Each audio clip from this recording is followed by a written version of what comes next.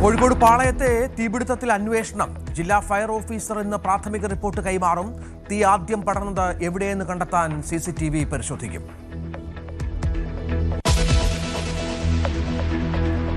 സംസ്ഥാനത്തെ ബാറുകളുടെ സമയക്രമത്തിൽ മാറ്റം. ഇന്നു മുതൽ രാവിലെ 10 മുതൽ രാത്രി 12 വരെ തുറന്നിരിക്കും. ടൂറിസം മേഖലകളിലെ 5 സ്റ്റാർ ബാർ ഹോട്ടലുകൾക്ക് പുലർച്ചെ 3 വരെ പ്രവർത്തിക്കാം. പ്രവർത്തന സമയം വർദ്ധിപ്പിച്ച് വിജ്ഞാപനമിറങ്ങിയത് ഇന്നലെ. പ്രതിഷേധത്തിന് സാധ്യത.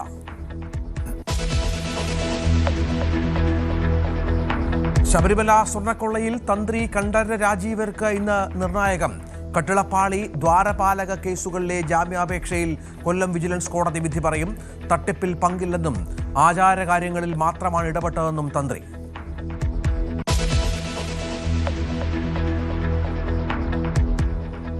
ഒന്നാം ബലാത്സംഗ കേസിൽ രാഹുൽ മാങ്കൂട്ടത്തിലെ ചോദ്യം ചെയ്യൽ ഇന്ന് അവസാനിക്കും. രാഹുൽ സഹകരിക്കുന്നില്ലെന്ന് അന്വേഷണ സംഘം.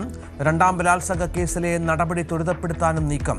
രാഹുൽ ഈശ്വറിന്റെ ജാമ്യം റദ്ദാക്കണമെന്ന ഹർജി തിരുവനന്തപുരം ചീഫ് ജുഡീഷ്യൽ മജിസ്ട്രേറ്റ് കോടതി പരിഗണിക്കും.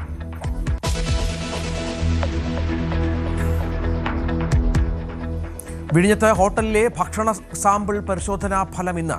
2 പേരുടെ മരണത്തിൽ ഭക്ഷ്യവിഷബാധ സ്ഥിരീകരിക്കാതെ ആരോഗ്യവകുപ്പ്. പരാതി ഉയർന്ന ഹോട്ടലിൽ നിന്ന് ഭക്ഷണം കഴിച്ച 2 പേർ കൂടി ആശുപത്രിയിൽ.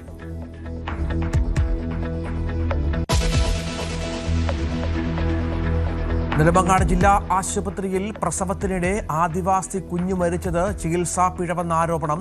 പ്രതിഷേധവുമായി നാട്ടുകാരും ബന്ധുക്കളും.